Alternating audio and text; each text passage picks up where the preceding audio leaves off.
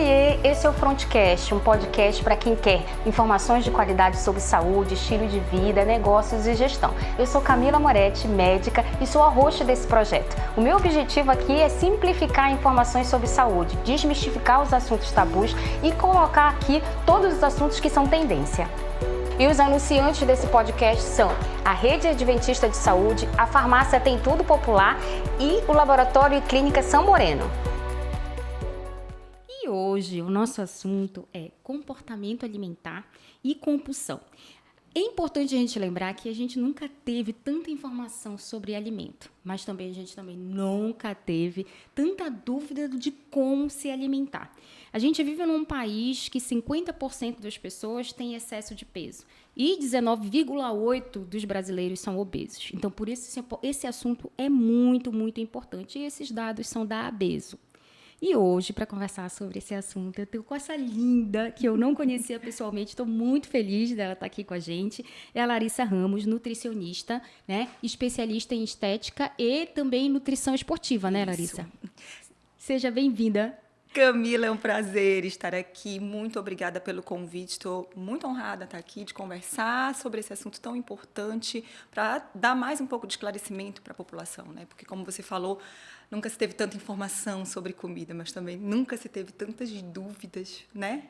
E a gente está aqui agora para tirar. Sim, eu fico assim impressionada como as pessoas chegam para a gente, né? Com tantas informações e também não sabendo qual caminho seguir, né? A gente vê isso no consultório, na prática do dia a dia, né, Camila? As pessoas sentam à nossa frente e elas não sabem como agir perante a alimentação, perante a comida. Muitas chegam com muito medo, com muitos medos, né, de determinado alimento, de um grupo de alimento, e aí a gente vai lá tentando levar da melhor maneira possível, tentando explicar, né, que não é preciso ter medo, que são informações que muitas vezes não são passadas da maneira correta, mas até que a pessoa consiga compreender isso, porque aquilo já ficou tão fixado na cabeça dela, e é muito difícil, né? Hoje, a gente passa por aquela ideia, né, das pessoas demonizarem os alimentos. Então, tipo, tem gente que passou aí 5 anos, tem paciente meu que passou 5 anos, 6 anos sem comer um arroz, né? E a gente sabe que com um bom manejo, qualquer alimento pode estar dentro da mesa do nosso paciente, né? E me explica, para quem está ouvindo a gente, o que é um hábito alimentar? O hábito alimentar, a gente tem que fazer essa distinção de hábito e comportamento, né, Camila? É importante isso. O hábito é aquilo que a gente faz repetidamente, muitas vezes até só intuitivamente ali, do tanto que a gente faz aquilo todo dia. Então, por exemplo, Camila, eu tenho o hábito de comer um chocolatinho depois do almoço. Eu tenho o hábito de, na hora do jantar, eu faço um lanche e não a comida como se fosse do almoço. São hábitos que a gente adquire ao longo da vida e ali a gente vai executando de forma repetida. O comportamento não. O comportamento alimentar já é a relação que a gente tem com a comida. Alimento, né?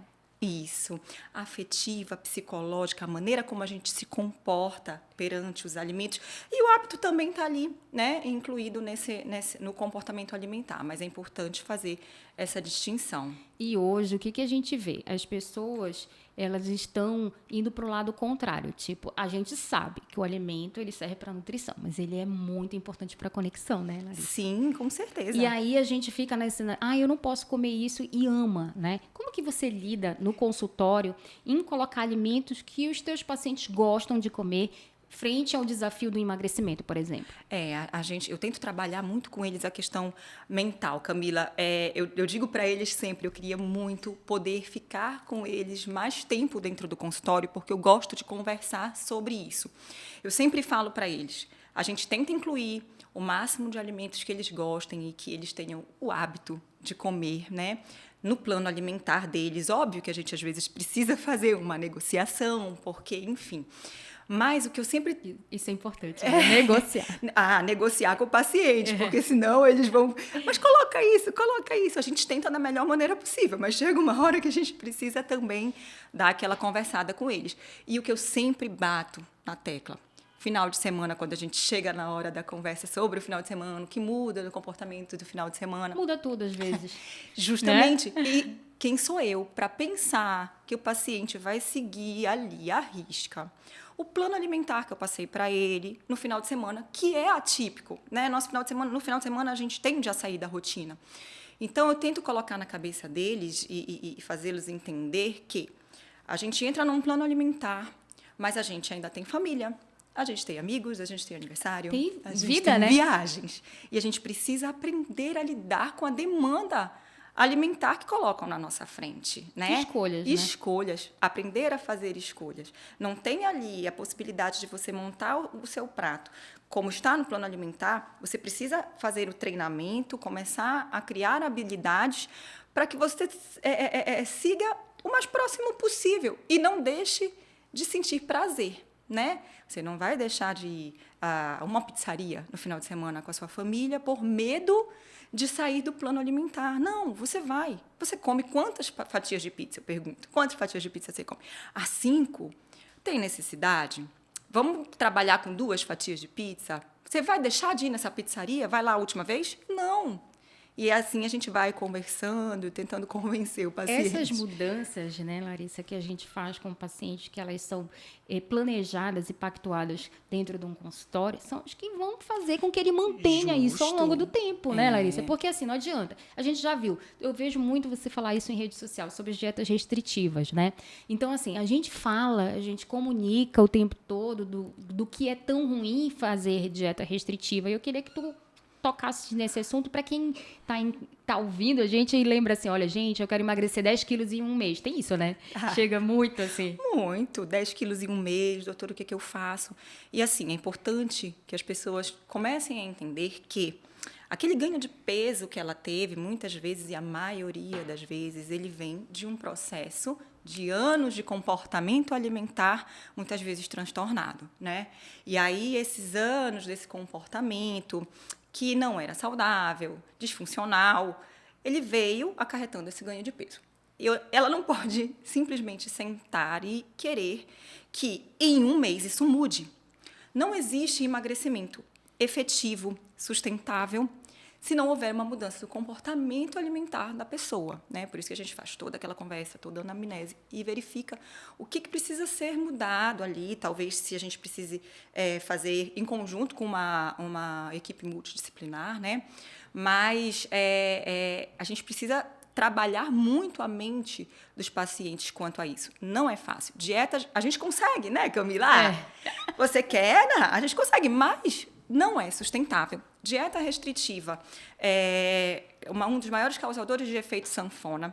Você consegue perder aquela quantidade de peso em determinado tempo, mas muitas vezes você retoma ou em dobro. Em dobro. E assim, existe um conceito chamado fat overshooting, que é sobre isso, né? Sobre pessoas que já têm um peso muito próximo do normal, que fazem dietas restritivas e que elas pioram muito a composição corporal depois que elas saem daquela dieta restritiva, né?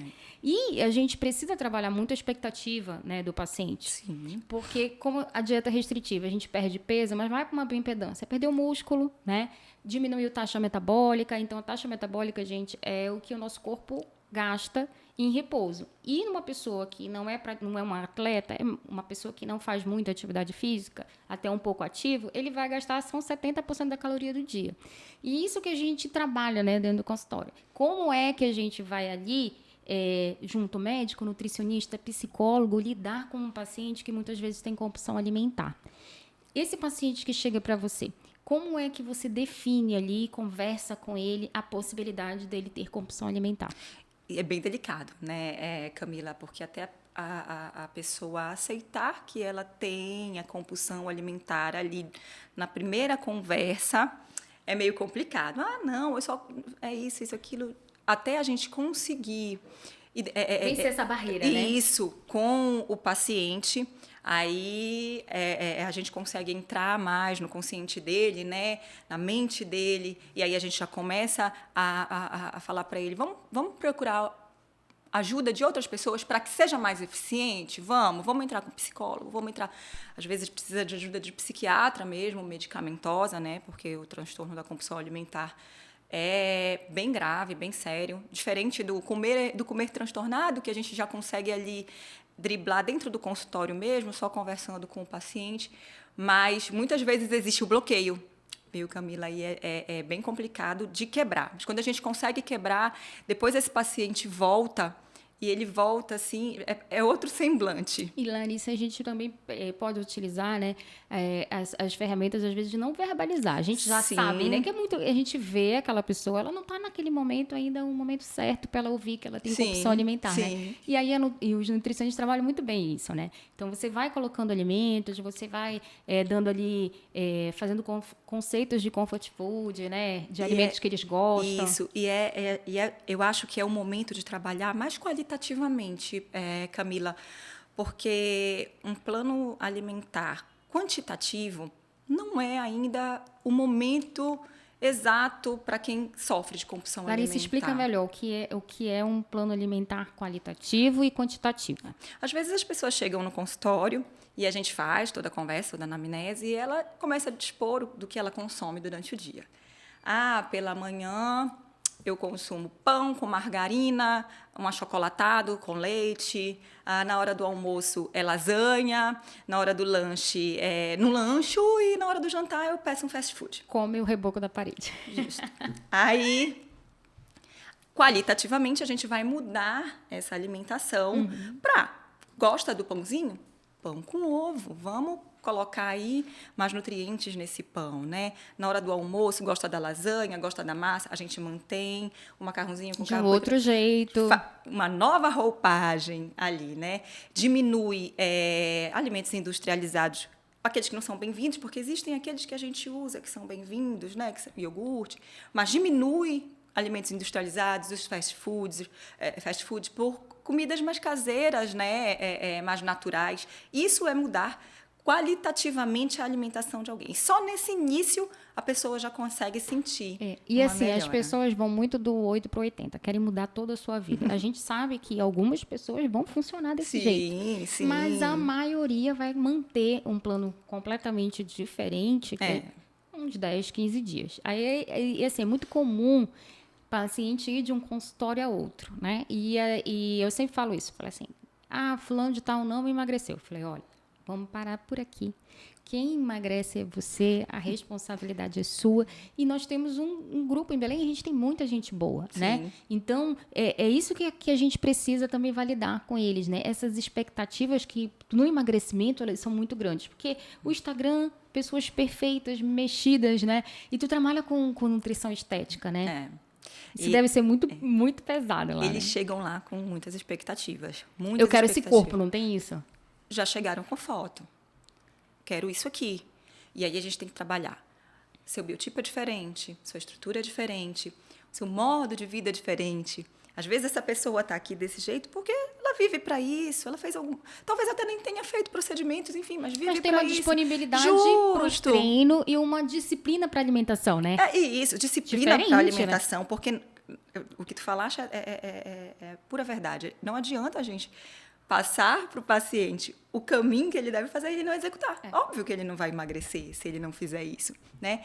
Então, assim, expectativas são criadas e a gente tem que caminhar com o paciente para que ele vá quebrando isso e vá entendendo que um processo de mudança de comportamento alimentar, para que se tenha um emagrecimento efetivo, ele é um processo lento, né? E é nesse processo lento que a gente vai conquistar o sucesso e vai conseguir fazer com que seja sustentável. Se ele quer levar aquilo para a vida, ele precisa fazer uma mudança de comportamento.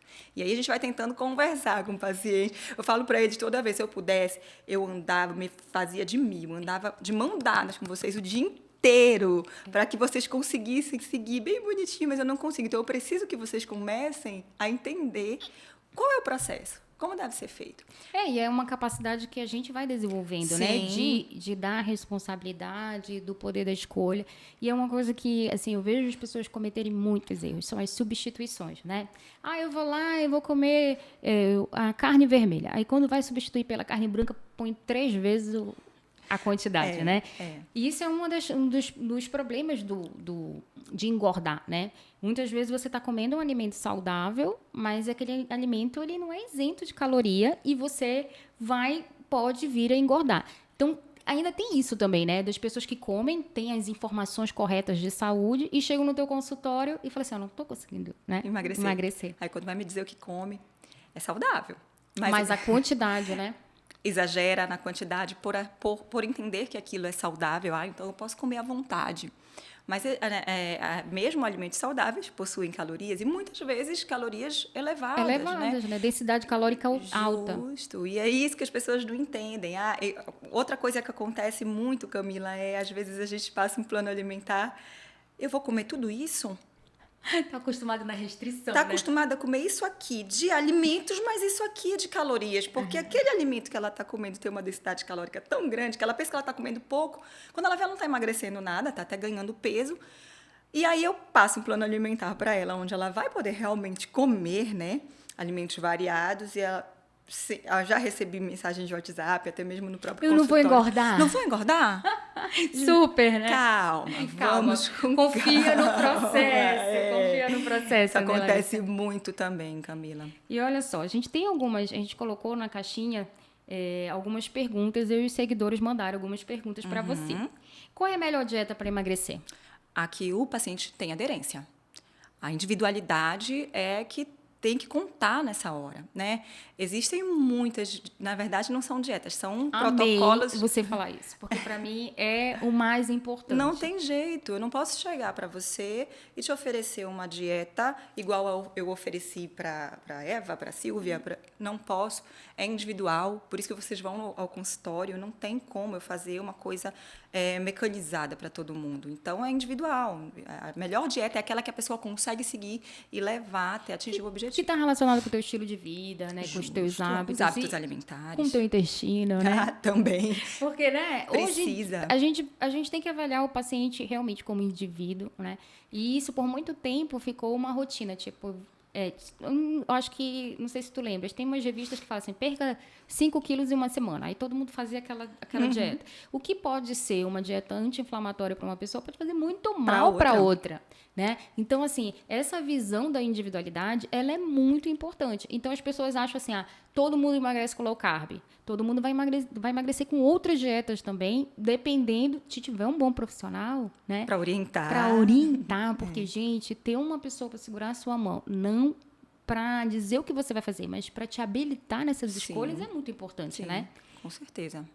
Qual o melhor medicamento para o emagrecimento? Aí tem que ser avaliado pelo profissional. Eu não sou jamais contra o uso de medicamento, Camila.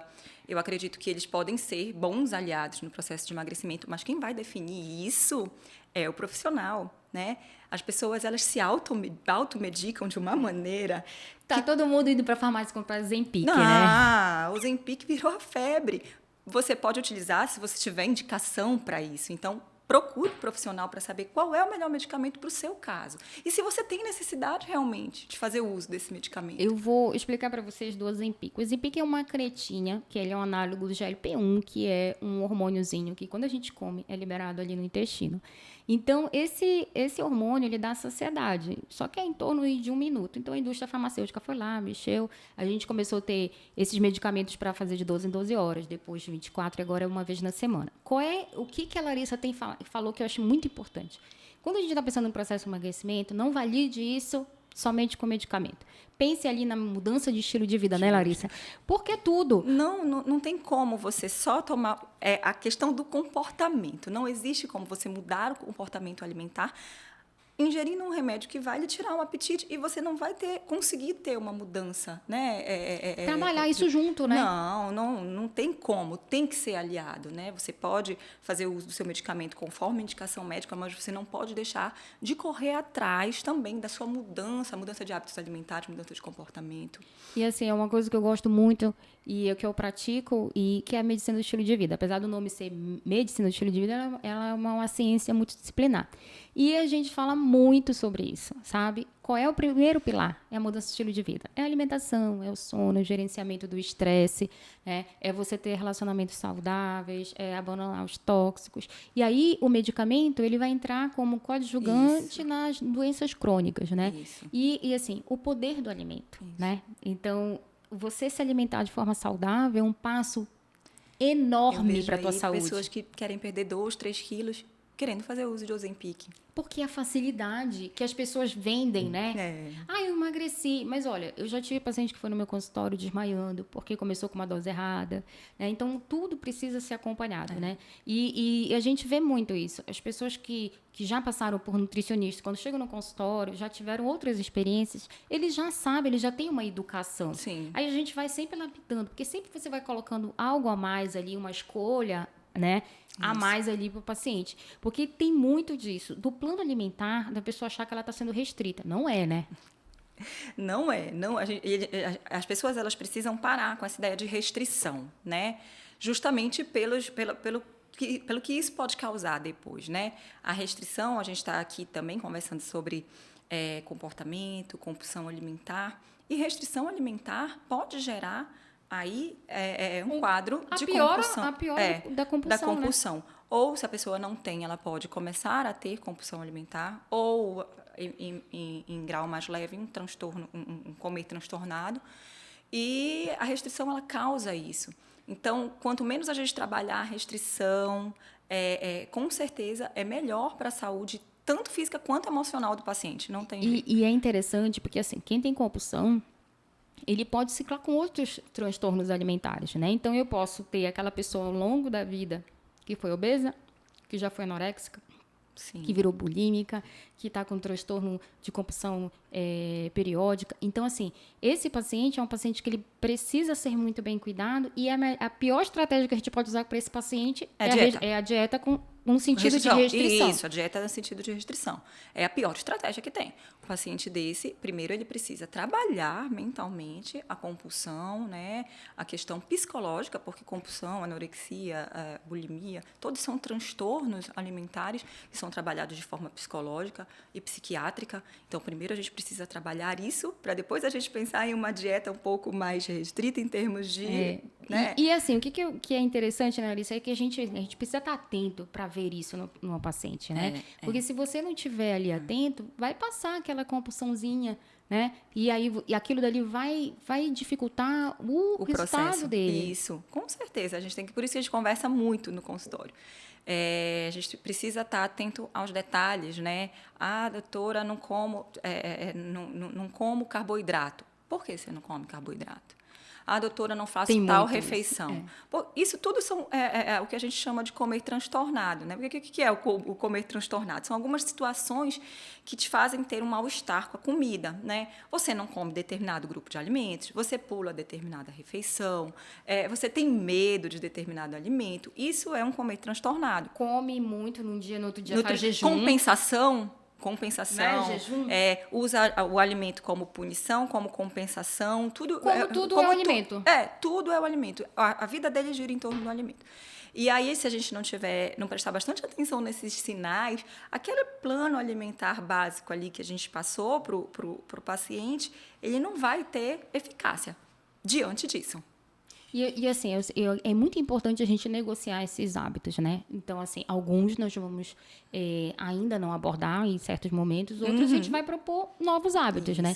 E é um desafio muito grande, né? Novos hábitos na vida do indivíduo, você vai ter que ir lá repetir, consolidar aquele novo hábito. E isso a gente bate numa dificuldade, Larissa, não sei se tu vê isso. O paciente, às vezes, ele não tem resultado, ele não retorna. E é aí que ele tinha que retornar, né? O que eu falo para eles, Camila... Final de consulta, marquem o retorno e retornem, mesmo vocês achando que vocês não vão trazer resultado. Não façam isso, porque a gente precisa ter um estímulo para continuar na caminhada. Caiu, levanta, é assim que a gente faz. Não tem por que não ter retorno. A gente não está aqui para julgar ninguém, a gente está aqui para levantar. E ele entender que a gente não está julgando é muito importante, né? Super importante. É muito importante, porque isso atrapalha até o momento da anamnese, Camila. Não sei se tu já passaste por isso, mas às vezes a pessoa está acima do peso, está com um percentual de gordura alto, e ela começa a relatar o que ela come durante o dia.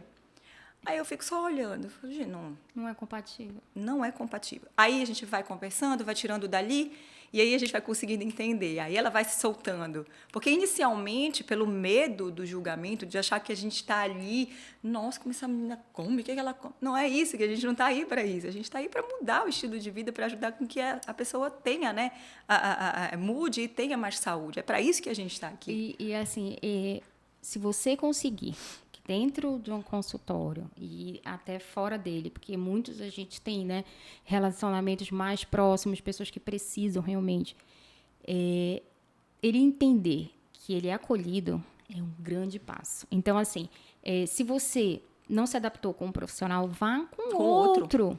Que você consiga ter conexão, né? Você não é obrigado, porque às vezes assim, eu vou naquela pessoa, aquela pessoa está tendo resultado. Mas às vezes a metodologia, a abordagem não combina com o teu estilo de vida. E tem muita gente que adota só tipo uma dieta, né? E que eu fiquei muito feliz de você estar aqui, porque eu vi esse perfil de olhar para a pessoa como realmente um indivíduo e fazer o melhor para ele, porque é isso que vai fazer a diferença a longo prazo, né? As pessoas engordam, reengordar, está presente no processo de obesidade. É uma doença crônica, uma doença inflamatória, uma doença crônica, onde o reganho de peso pode acontecer, mas tem registros que pessoas que foram acompanhadas regularmente por médicos, nutricionistas, psicólogos, mantêm o peso ao longo do tempo. Isso. E essa questão, Camila, do julgamento, ela é muito recorrente. Inclusive, tu falaste no podcast anterior que, às vezes, a gente está em família e amigos e aí não olha meu prato. Gente, mas eu não tô Nutri passa muito isso. Olha, eu só tô comendo isso hoje e ninguém falou nada, né? Não, pode comer, amigo. Ou então tu vais comer isso? Tu podes comer isso? Pra mim, assim. Olha, Larissa, chegou muito tempo que, assim, eu ficava, assim, constrangida de comer na frente dos outros porque eu era julgada o tempo todo. Aí eu falei assim, gente, eu não posso validar isso, né? Eu preciso realmente ter a liberdade de comer o que eu quero, porque eu não vendo a ideia, né? E nem compro a ideia diferente de restrição. Para mim é flexibilidade, o poder da escolha. Então eu não vou deixar que ninguém fale assim, mas você, hein, tá comendo isso? Eu falei, sim, tô. E aí eu sou gente. Eu libertei as pessoas ali que estavam comigo com a ideia que a gente não pode comer nada, não posso comer isso, não pode comer. Você pode, né? Porque imagina, as pessoas falam, eu tenho uma pessoa que vai perder 30 quilos. Imagina ficar restrito até perder, impossível. É bem complicado. Essa questão da restrição e das pessoas acharem que a gente, por ser nutricionista, também precisa passar por isso. Ninguém precisa passar por isso. Ninguém precisa deixar de comer o que gosta. Outra ideia também que eu fico só rindo. Assim, então, me manda só segunda-feira, porque eu vou usar o final de semana, eu vou me despedir. Não se despeça, meu amor. Você vai continuar podendo comer. Porque no cérebro tá ligado a restrição, né? Então, assim, tipo o dia do lixo, né? Eu posso... Hoje é o meu dia livre. Eu não gosto dessas denominações, porque elas criam na mente da pessoa que naquele momento eu posso tudo. E você pode tudo todos os momentos. Sim. Aí a gente vai lidar com uma coisa. As pessoas falam assim, eu quero... Você tem liberdade de escolha. E se eu estiver querendo comer todo dia McDonald's? Então, você não está pronto para a mudança. Mudança, né? De comportamento, de estilo de vida. Porque se você faz uma pactuação, e eu digo, com um profissional ali dentro do consultório, você pactua com ele que nós vamos mudar o estilo de vida, é óbvio que ele não vai seguir 100%. Claro que tem pessoas que seguem, mas outras não. E a gente vai ver onde é a dificuldade, né? Que aí a importância da gente ter essa continuidade com o paciente, principalmente o paciente com compulsão. Sim, com né? certeza. Então, a compulsão, gente, ela é uma doença, ela tem CID, né? Então, eu gostaria de sempre deixar claro para vocês, quando a gente fala em compulsão, não é aquela gula eventual, né, Larissa?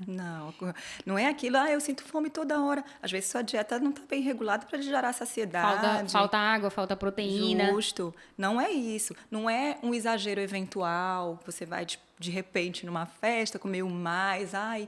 Tô com compulsão. Não é isso, né? A compulsão, ela tem critérios bem claros. Então, assim, hoje, as pessoas falam até isso, não é tão... os critérios, eles são questionáveis, mas se existe um critério, a gente tem que seguir. Então, é em um intervalo pequeno de 2 horas, que você come muito mais do que você deveria comer, que você para no momento que você se sente exausto de tanto comer e está associado ali com um sentimento de culpa, com um sentimento que eu fiz uma coisa que não é adequada. Às vezes a pessoa se esconde para comer e isso precisa ter uma frequência. Não é uma vez que, de repente, eu gosto de lasanha, eu vou lá e como a lasanha toda. Eu não não sou compulsiva por isso, né, Larissa?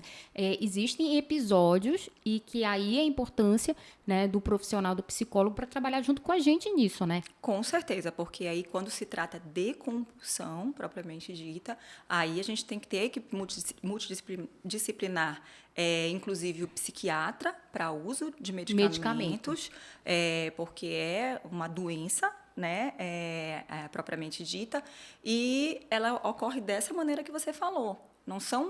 Não é uma vez ou outra que eu tive um episódiozinho, eu comi um pouquinho a mais. Não, são episódios recorrentes, geralmente duas vezes na semana, durante os 3 meses, você já pode considerar uma compulsão alimentar. Sozinho, tem vergonha de fazer isso na frente das outras pessoas, porque considera aquilo errado, mas faz. Né? E é uma maneira de descontar sentimentos, é uma maneira de descontar frustrações, alegrias, né? O luto também desencadeia, dietas restritivas. Eventos traumáticos, tudo. né? Então, assim, é uma doença que precisa ser tratada com muito carinho. Não é simplesmente chegar na nutricionista, pedir uma dieta para você fazer mais restrição, isso não vai adiantar. Não vai adiantar. Né? Eu sempre falo, quando a comida é algo muito importante, a gente tem que raciocinar. O que falta na minha vida para a comida ser tão importante? Isso. Porque tem gente que passa o dia todo pensando em comida, né? Tem. Então, assim, tá terminando o almoço, o que vem pro meu lanche, depois o que vem pro meu jantar, e aquilo vira um comportamento muito louco. E a gente precisa abordar para dar liberdade para essa pessoa sair daquela situação, né? Com certeza. Quando a comida, a sua vida gira em torno da comida, do que você vai comer, você está comendo uma coisa, já está pensando na outra, isso aí a gente já precisa, né, ter mais preocupação. A gente precisa começar, então, a tentar focar o que está acontecendo na minha vida. Né? Por que eu estou assim? Eu não era desse jeito. Por que eu estou descontando tudo na comida? Qual é a emoção que eu estou sentindo agora? Como é que eu posso tratar isso? Né? Eu estou ansiosa. Por que eu estou ansiosa? O que está acontecendo? Vamos tratar a causa dessa ansiedade? A gente pegou a comida para um apego, né? Ela tem isso. A gente sabe, né, Camila? Nós temos essa noção que a comida ela é afetiva. Super afetiva. A gente tem nossos momentos de encontro, mas a gente não... Né? O cheirinho. Aquela sensação do pãozinho. Eu não como pão, né, gente? Porque eu sou intolerante grave ao glúten. Mas, assim, aquela sensaçãozinha de quebrar ali, né? Uma torradinha. Bom demais. É bom. E as pessoas perderam esse prazer. Perderam por medo. Quantas pessoas come arroz? Não como. Por quê? Não como, vai me engordar. Pão. Você pode, vamos colocar aqui na sua dieta. Você gosta de pão? Eu posso pão? Não, e assim, eu falo assim, eu estou te encantando. O que tu gosta de comer? Açaí, eu vou botar o açaí. Só que a gente tem a habilidade de escolher qual é a quantidade certa, qual é o momento que vai entrar. Né? E aí a gente vai, né, regulando aquilo. Mas é importante a gente perceber o medo que as pessoas têm de determinados alimentos. Mas isso é porque a informação ela vem, às vezes, de pessoas que não são qualificadas para falar sobre isso. E o que tu achas com relação aos influenciadores de lifestyle que falam da sua experiência como se fosse um protocolo? Pois é, se ele falasse da experiência dele para ele, como foi para ele, olha, eu fiz isso, fiz aquilo, ele está ali no mundo dele, no Instagram dele, né? Quem somos nós? Mas a partir do momento que ele coloca aquilo como sagrado, é isso que deve ser feito. Qual é o estudo? Qual é, entendeu? É porque isso cria uma às vezes, e o pior, que essas pessoas elas têm muita projeção. Então, Sim. Às vezes, essa informação chega para muitas pessoas uma informação errada, né, Larissa? De grandes seguidores aí e disseminam uma informação completamente incorreta. Gera um pânico de pessoas a determinados alimentos. Isso não pode acontecer, né? E por isso que a nossa profissão, Camila, nutrólogos, nutricionistas, né? A gente precisa disseminar o maior número de informações positivas e benéficas e com fundo, né? Científico, para as pessoas, justo, porque a gente tem muito disso. É por isso que as pessoas criam, né, essa coisa na cabeça, porque a farinha tal é melhor que a farinha tal, e vamos trocando, e vamos... É a comparação o tempo todo. A tapioca é melhor que o pão. o arroz é melhor que o macarrão. E eu não como... Gente, é muita informação na cabeça das pessoas. E depende também de quem tá, né? Se a pessoa for diabética, pré-diabética, se ela é hipertensa, o que vai ser diferente? É importante, Camila, é que, assim, a gente não está aqui para falar e julgar quem está ouvindo e recebendo essas informações. Eles não têm expertise para saber o que é certo e o que é errado. Então, eles estão ouvindo e acreditando no que aquela pessoa está falando, né? Porque serviu para ela. Justo. Mas pode não servir para outra pessoa. Né? Essa semana viralizou aí uma global que ela falou assim, olha, gente, vamos lá. Segredo do emagrecimento é acordar e comer fruta até meio-dia. Aí os nutris estão enlouquecidos aí. Eu não vi essa ainda. Aí eu falei assim, vou te mandar. Aí eu falei assim, gente, se fosse assim, a gente não estaria com 50% da população aí com obesidade. A gente tem aí dois grandes problemas, a desnutrição e a obesidade, né? Então, a gente tem que trabalhar aí na política pública para dar alimento para quem falta e também dar informação para quem tem acesso ao alimento e está se alimentando de forma errada, porque aí tem hipertensão, diabetes, aumento de taxa de câncer. Então, assim, a importância da gente que lida com alimento é muito, né? A gente tem um papel muito importante. De falar a informação, né? De dizer a informação e passar isso para frente, né? Isso mesmo. Porque quanto mais informações verdadeiras as pessoas começarem a ter acesso, né, a gente vai sentir menos dificuldades e vai ver pessoas com mais saúde emocional, né? Porque a gente comer saudável é a gente atingir bem-estar físico, emocional e social. E as pessoas têm medo de sair, de confraternizar, porque tem medo de comer determinada comida. Eu falo, gente, vocês vão seguir, vai ter aniversário de criança, vai ter tudo. E assim, eu não consigo me controlar. Eu falei, olha, vamos lá, faz a tua salada em casa, come antes, não vai com muita fome também, né? Tipo, ir pro supermercado com fome, não dá. Então, assim, a gente vai dando dicas e trabalhando realmente com esse plano de recaída, porque vai ter. E a gente precisa colocar na cabeça das pessoas que isso é normal. Porque assim, não, eu não vou falhar, daqui é todo o meu processo. Não é questão de falhar, gente. É questão de você experimentar outras coisas, né? E a gente vive, né, Camila? Eu sempre falo para ele, gente, a gente está vivendo, existem as coisas por aí, existem coisas que a gente gosta de comer. E aí, o que eu falo sempre, comeu o bolo, na outra refeição você volta ao seu plano normal. Que é uma dificuldade do paciente. Acabou. Não, eles querem fazer jejum, já que eu comi o bolo, eu vou comer isso. Já que eu comer isso, eu vou aproveitar e vou comer. Jaque. Então, a gente fica nessa... Fala, gente, vai lá, experimenta, gosta. Eu, por exemplo, gosto de doce. Mas para eu comer um doce, tem que ser o doce. Então, eu gosto de um mousse, assim, tipo, falar que tenha todos os tipos de chocolate. Não foi isso, eu não vou comer.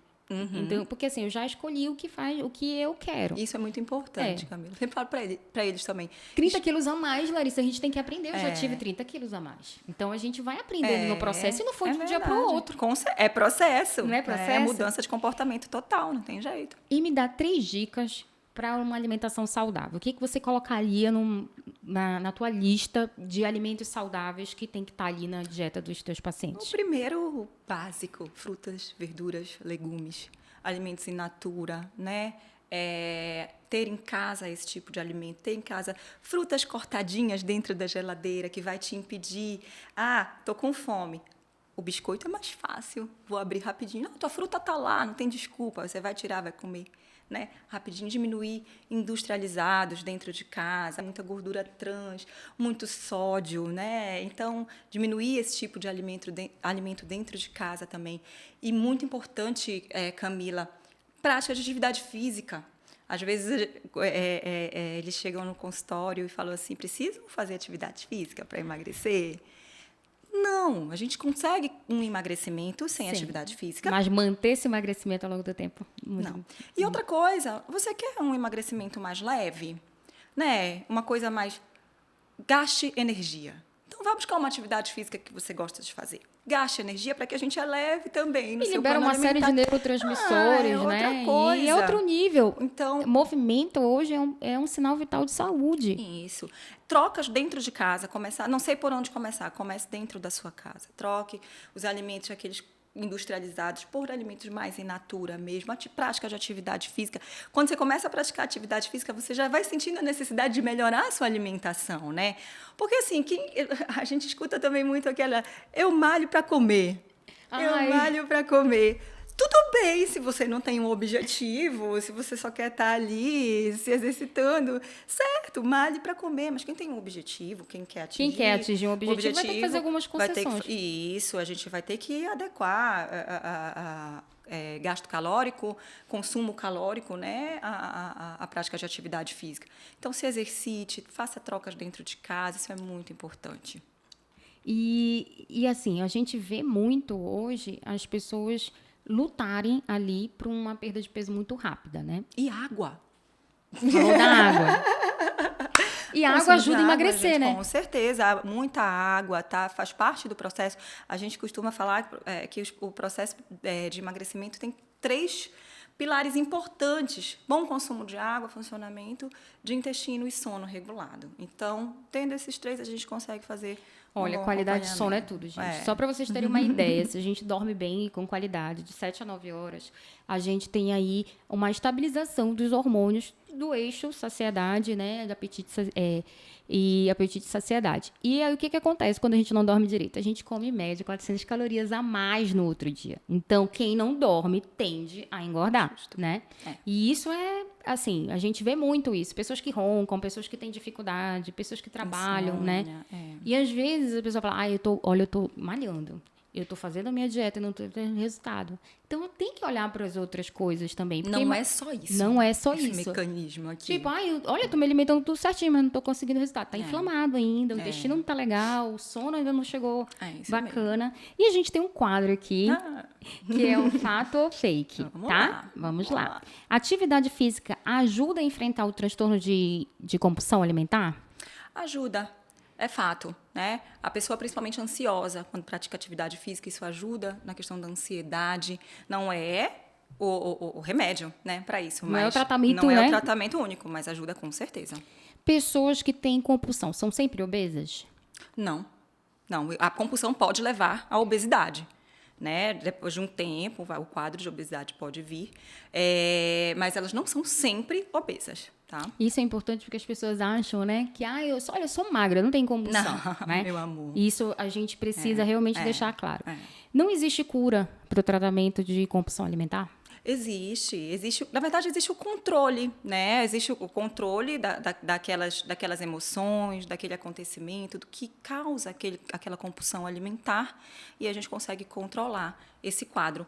Inclusive com interações medicamentosas e tudo isso. E assim, a única coisa que é comprovada realmente que está associada à cura é a terapia, né? Então, a terapia cognitiva comportamental, gente. Então, assim, você está suspeitando, está ouvindo a gente, acha que, de repente, eu posso ter compulsão alimentar, vai procurar ajuda de um psicólogo, né? Vamos fechar esse diagnóstico, porque a partir do momento que a gente fecha o diagnóstico é mais fácil, se você está mais tranquilo e seguro para procurar um nutricionista, um médico. Provavelmente esse psicólogo vai te ajudar ali, indicar um psiquiatra de confiança que trabalhe junto com ele. Mas, assim, é muito difícil você lidar sozinho com a compulsão. Porque, como tu falaste, né, Larissa? Ela está associada ali a sentimento de culpa, de recompensa. E, às vezes, a pessoa só tem aquilo. Tem uma seguidora minha, já tem um tempo isso, que ela me ligou e mandou um áudio. Eu falei, nossa, mas eu não conheço. Me mandou um áudio, eu ouvi. Ela falou assim, olha, doutora, meu pai fez cirurgia bariátrica e, assim, a gente achava que a vida dele ia mudar, né? Ele perdeu muito peso, só que o meu pai está numa depressão profunda. Aí eu falei para ela, tá, nós temos coisas a comemorar. Ele já não é mais diabético, né? Não é mais hipertenso e tudo.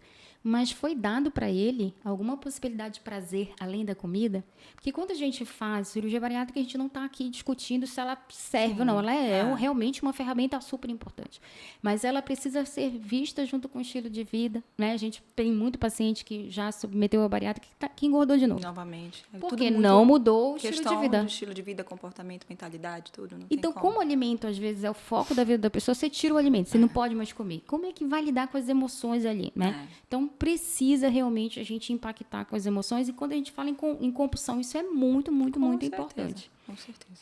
O front check é um momentinho aqui que a gente fala algumas palavrinhas e você rebate aí. Tá. O que você mais ama fazer, Larissa?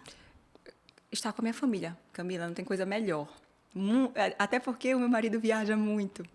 E aí o momento que eu tô com eles, para mim, é inigualável. Não tem comparação. Ai, que lindo. Eu adoro também, porque, assim, é onde se sente seguro, né? Onde você pode ser você mesma, né? Amigos, família. Não tem como. Eu não tenho outra saída para essa resposta. É estar com minha família. Qual é a tua comida predileta? Ai, meu Deus. Eu vou dizer para vocês que eu sou uma nutricionista que gosto muito de comer. Por isso que tu é nutri, gosta de... né? Então, mas eu acho, assim, que a minha comida preferida é cozidão. Cozidão? Inclusive, tem lá em casa. Acho que eu vou almoçar cozidão. Um alimento preferido para você, que sempre tá ali na tua dieta, que tu achas que tem um potencial de saúde, que tem informações legais, que tu seriamente põe aí na tua dieta? Camila, o que sempre tem no meu dia a dia e que eu sempre falo para os meus pacientes que é o arsenal de quem vai entrar em plano alimentar. Você consegue fazer tudo com ovo, banana, frango. Tudo você consegue fazer ali. Qualquer preparação você consegue fazer com ovo, banana, frango. E eu acho que eu como ovo, banana e frango todos os dias. E eu amo banana, tá? Sabe que eu não gosto muito de ovo, mas eu como ovo todo dia. Não é que assim, ó, eu amo, eu gosto. Não, mas assim, é fácil de preparo, Sim. né? Um alimento. E às vezes a gente lida com isso. Eu não posso fazer dieta porque é muito caro. Você pode fazer com o simples, né? E o simples, o básico, dá certo, né, Larissa? Carne, frango, peixe, arroz, feijão, pão, queijos. Lógico que a gente tem que ver a individualidade de cada um, questões de intolerância, de alergia, mas uma dieta, um plano alimentar, ele pode perfeitamente ser feito com alimentos do nosso dia a dia. Eu não preciso pegar e mandar uma lista para o meu paciente onde ele vai ter que ir a um local específico da fonte de não sei o que lá das contas para ele conseguir aquele. Eu sempre falo, a dieta ela não pode ser um momento de maior estresse. Não, tipo, vou ter que fazer que eu vou isso. achar isso? Eu tenho que Vou facilitar ter que a vida. preparar isso. Não é, gente. É o básico que funciona. Essa é a frase, realmente. Um suplemento que você ama. Creatina. Tem muito estudo, né? Tem segurança para fazer e tem resultado, né? Justamente, resultado comprovado. Então, assim, quando me perguntam qual suplemento eu posso tomar, a gente vai dar uma conversada, né? Verificar a necessidade, realmente. Creatina, pronto. Até porque criar creatina indicações até fora de contexto de atividade física, né? Pro idoso, gente. Isso. As pessoas... É outro mito também, né? Usar creatina leva lesão renal. Claro que a gente vai avaliar todos os pacientes, Sim. mas a gente tem muita segurança. É o suplemento que mais tem estudo científico. Então, a gente tem segurança em passar. Né? Eu gosto muito do whey, pelo whey ter uma questão da facilidade. Da praticidade, né? Às vezes a pessoa tem aquele paladar mais docinho, e aí a gente vai utilizando ele, mas o meu preferido é a creatina. Creatina. Última compra. Com certeza foi alguma roupa de academia. Acho que você vê que você virou um monge quando você tem seu guarda-roupa cheio de... O que eu vou usar hoje? A roupa de academia. Mas não foi não, Camila. Acho que foi um presente pro Heitor. Ele faz uma coleção de uns bichinhos, mano, que eu penso que já acabou, vem outro. Nunca acaba. Mas a última compra foi essa. É um bichinho da coleção dele. Uma pessoa inspiradora. No nosso meio... Eu gosto muito, muito, muito de acompanhar, como mulher, como profissional, a Karina Pelói. Acho ela uma mulher inspiradora. Inspiradora, né? Super, né? Uma vez eu estava ouvindo como ela chegou até onde ela está, né? É importante saber dessas histórias, né? Se a gente consegue entender a história da pessoa, a gente dá muito valor. Dá mais ficar ali. E aí ela estava contando de onde ela veio, como ela fez, tudo mais. E aí aquilo também, né, me gerou mais conexão com ela. Até porque ela também saiu do direito para nutrição. E aí, saiu do direito? Na verdade, Camila, eu me formei em nutrição em 2007. E aí eu atuei e fui para o direito. Então, eu saí da nutrição, fui para o direito. E depois, com o tempo, eu comecei a sentir falta daquilo, porque é isso que faz parte da minha vida. Eu vivo isso, né? Eu não Isso é muito importante, a gente viver o que a gente faz, Eu não né? só falo para as pessoas o que elas precisam, devem fazer, mas eu vivo, é o que eu gosto, né? E aí eu senti muita falta, muita necessidade de voltar e abandonei o direito e voltei para minha área querida do coração. Ai, Tô que aqui bom, agora. todo mundo ganhou com isso.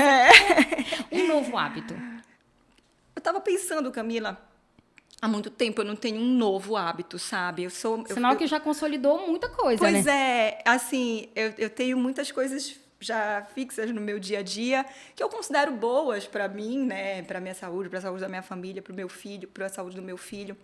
E aí eu fiquei pensando aqui o que eu poderia, né? E eu vou trabalhar para adquirir um novo hábito bom na minha vida, porque faz tempo. Isso é um que eu não exercício, coloco... né? Um exercício bom. E como adquirir um novo hábito, né? Aos poucos, a gente vai fazendo. Eu, por exemplo, eu tenho um dia que eu tiro só para trabalhar mais a minha saúde mental, fazer constelação, fazer terapia.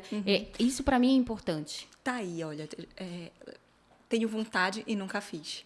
E acho super importante a terapia. Tenho muita vontade de fazer, Camila.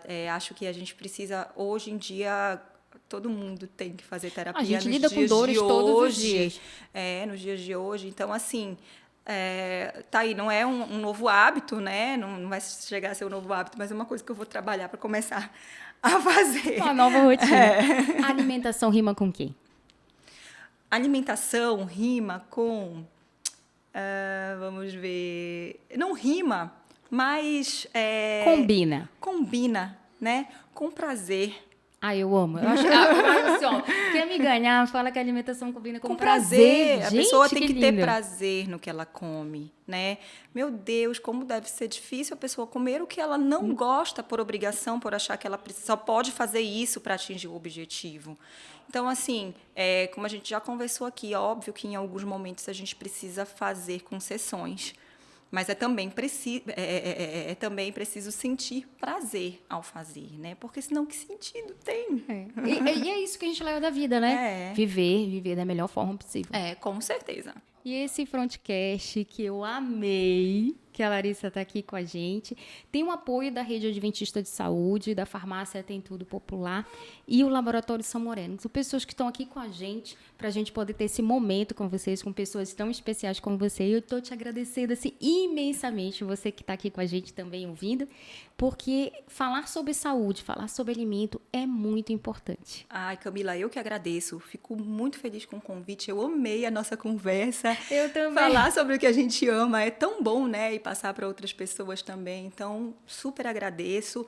Qualquer coisa eu estou à disposição para a gente bater papo, né? Amei, conversar já, um pouquinho vai marcar mais. outra. E aonde as pessoas te encontram, Meu Larissa? Instagram, Larissa Ramos Nutricionista. Tá aí, pode seguir. Muita informação para vocês. Muita qualidade de vida, muita saúde. E aí a gente continua junto por aí com essa missão de levar informação de saúde para vocês. Com certeza. E os anunciantes desse podcast são a Rede Adventista de Saúde, a Farmácia Tem Tudo Popular e o Laboratório e Clínica São Moreno.